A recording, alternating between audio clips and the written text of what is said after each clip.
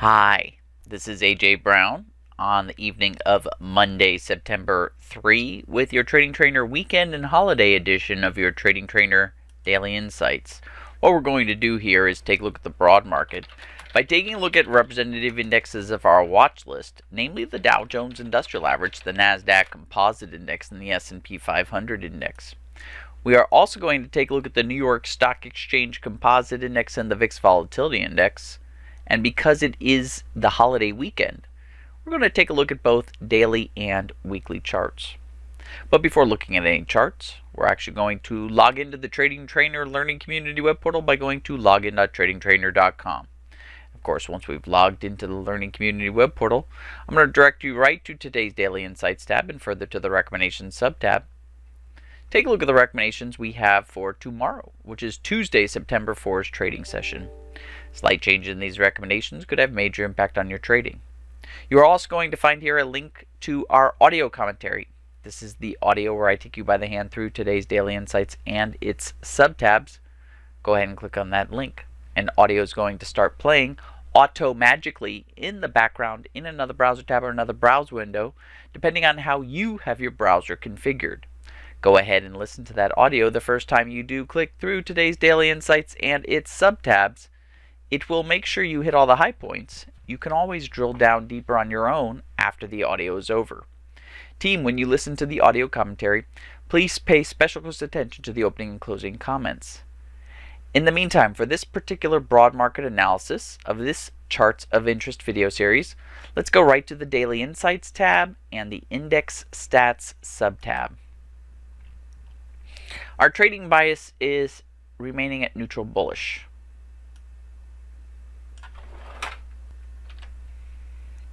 Our industrials, shown by the Dow Jones Industrial Average, edged down 0.09% this past Friday on heavy mixed average New York Stock Exchange volume, and gained 0.68% this past week on heavy below average New York Stock Exchange weekly volume.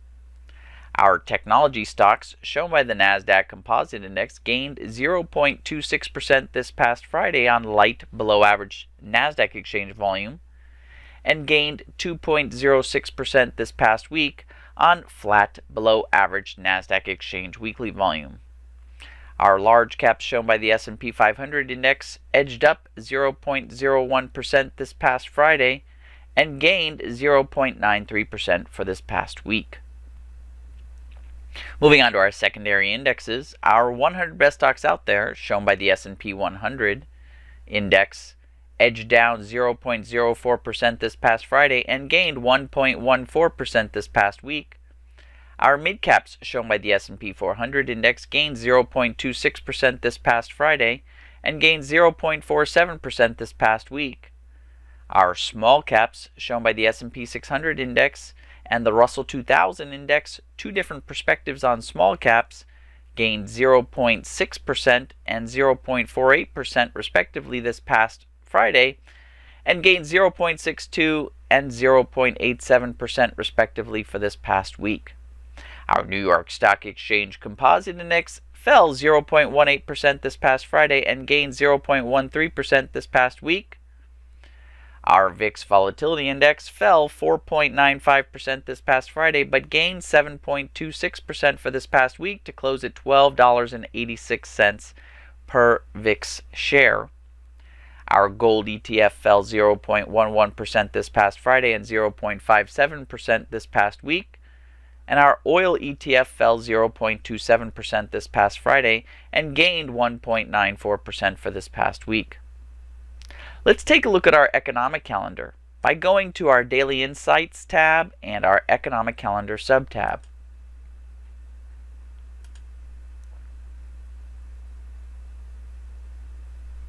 Let's start by going to the Friday, August 31 trading date. First thing I'd like you to do is read the market reflection summary found there. Then I'd like you to fast forward to tomorrow, September 4's trading session. Notice the market focus pointers here. Please read them. Going back to the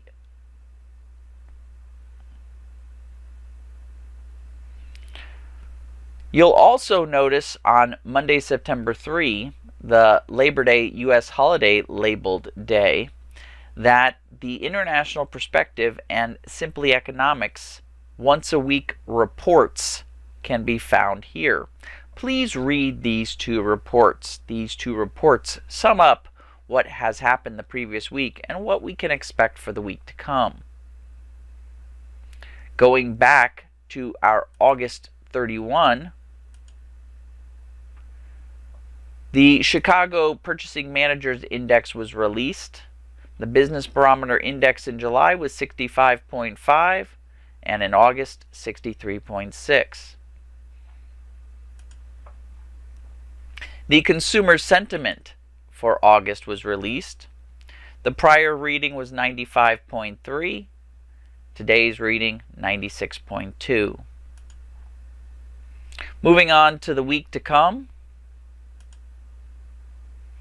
we have a lot of economic news, mostly in the morning sessions this week.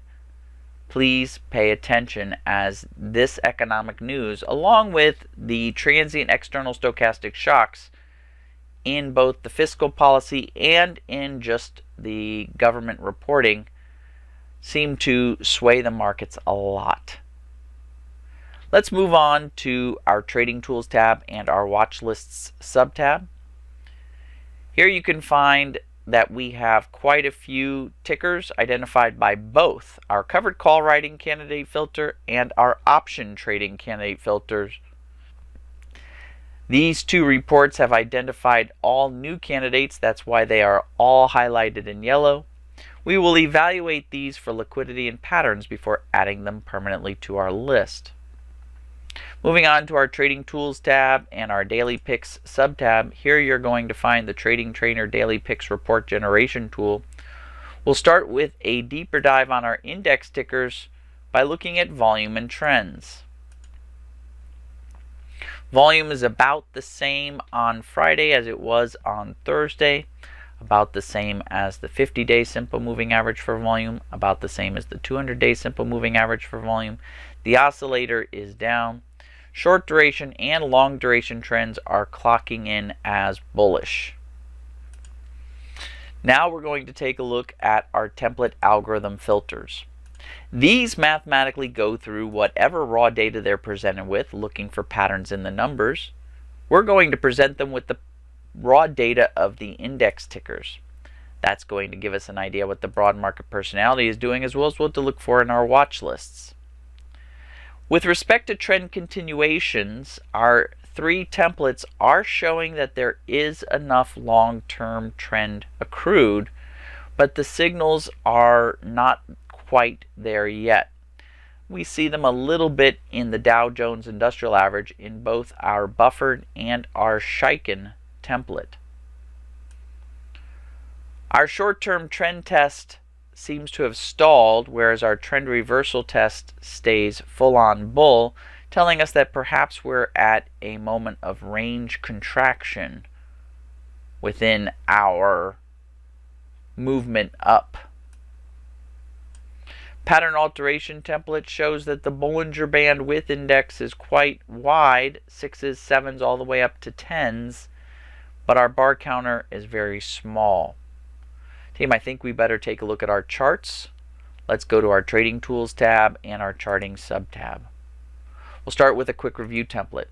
This is a 6-month daily chart with a linear scale and open, high, low, close bars. To that, I like to add my 30, 50, and 200-day simple moving averages. These lagging indicators help me determine trend. I have those simple moving averages added to the quick review template here in a user-defined template in my personal profile. I'm going to apply it to my indexes, specifically starting out with the Dow Jones Industrial Average. We'll start with a weekly 2-year chart.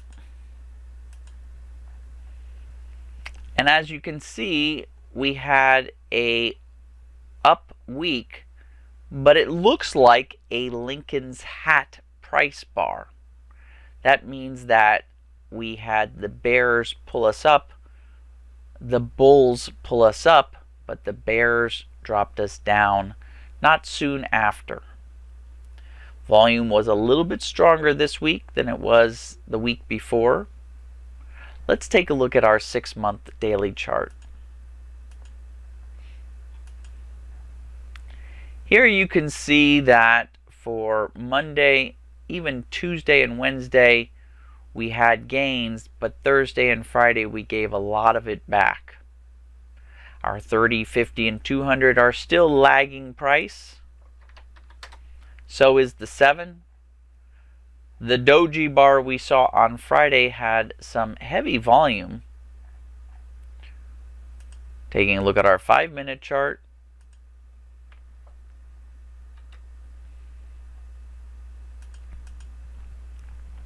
We can see the price action that we saw this past week. Thursday we saw a sell-off. Friday we actually see that there could have been a bottom and some buying going into the holiday. Back to our daily chart. Our trading bias closed at 25,964.82. Our low, 25,879.77. So it's time for us to adjust our support and resistance lines.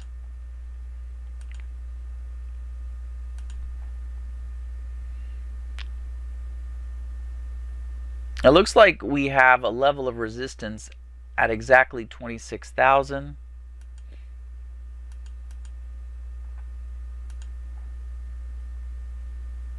And it looks like perhaps we have support established at 25,650. Perhaps even 25,700.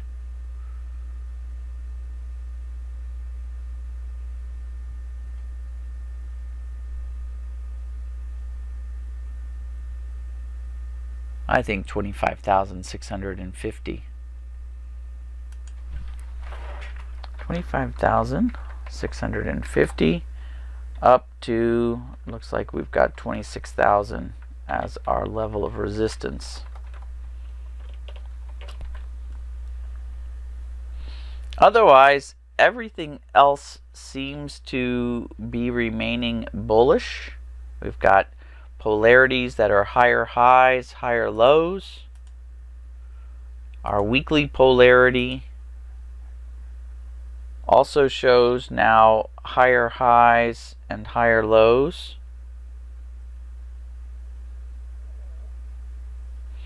We'll change our weekly polarity from testing bull to full-on bullish.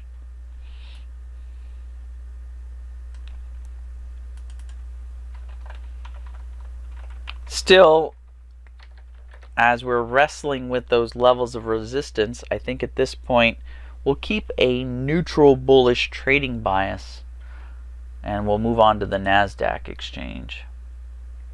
We'll start with a weekly 2-year chart, where we can see this week was definitely an up week. Higher highs. This is clearly a bullish weekly trending chart. The daily chart doesn't show much difference. Our simple moving averages are all lagging price. Price bars continued high throughout the week, except for maybe a stall on Thursday, but a resumption on Friday. Looking at our 5-minute chart,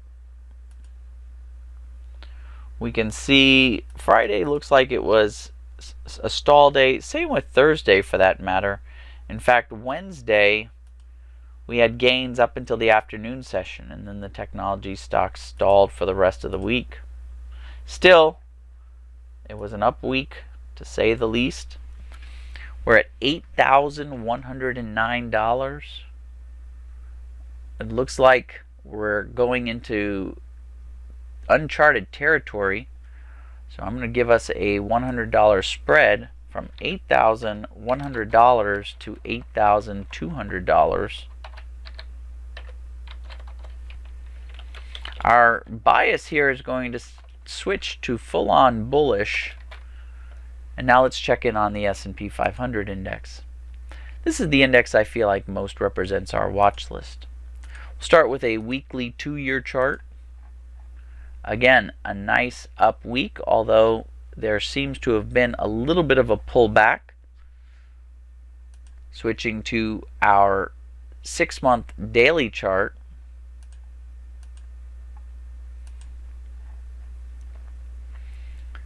Again, Thursday seems to have been a little bit of a pullback, but it does look like we are going for some new highs.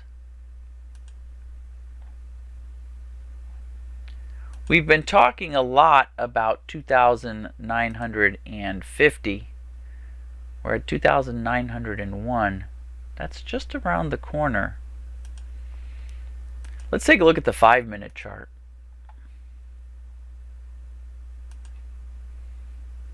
Five-minute chart shows a little bit of sell-off on Friday, and then a bottom potentially being, or a little bit of a sell-off on Thursday, and potentially a bottom being found on Friday. Let's go ahead and put ourselves at 2,900 for support and 2,950 for resistance.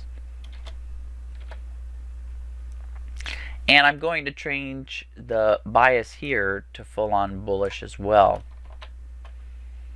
Let's take a look at the New York Stock Exchange Composite Index.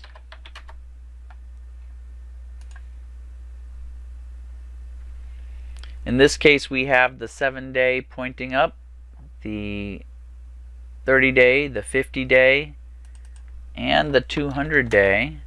But we really had a pullback towards the end of this past week. Let's look at the weekly 2-year chart.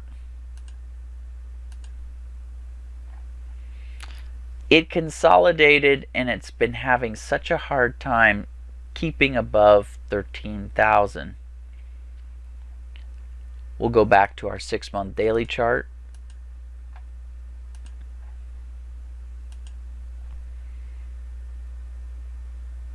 We're going to up our trading bias from neutral to neutral bullish as those simple moving averages do diverge.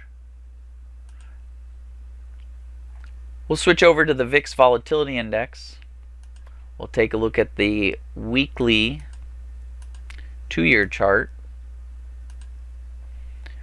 We'll use a 40-week simple moving average.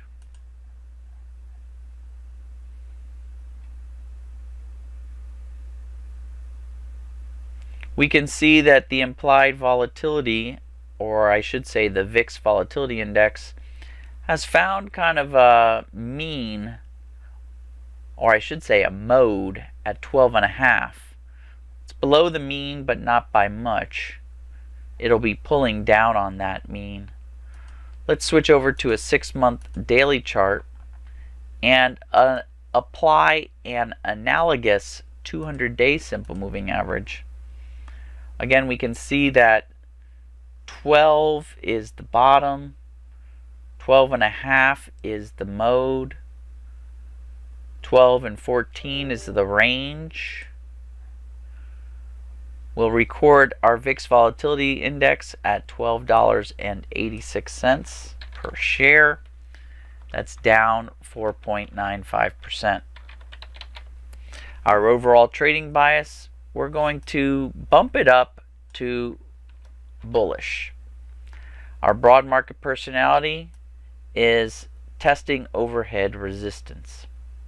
The market is responding to the following, including but not limited to transient external stochastic shocks, U.S. fiscal policy, U.S. Federal Reserve monetary policy, monetary policies of China, Europe, and Japan, the price of oil, U.S. economic news, including employment, housing, manufacturing, and retail, market news, including mergers, acquisitions, initial public offerings, public companies going private, and earnings. That's all I've got, team. Please remember, Labor Day holiday tends to mark when investors return back, get into full swing, and things in September sometimes change as the summer doldrums come to a close. So I've got. Please take care.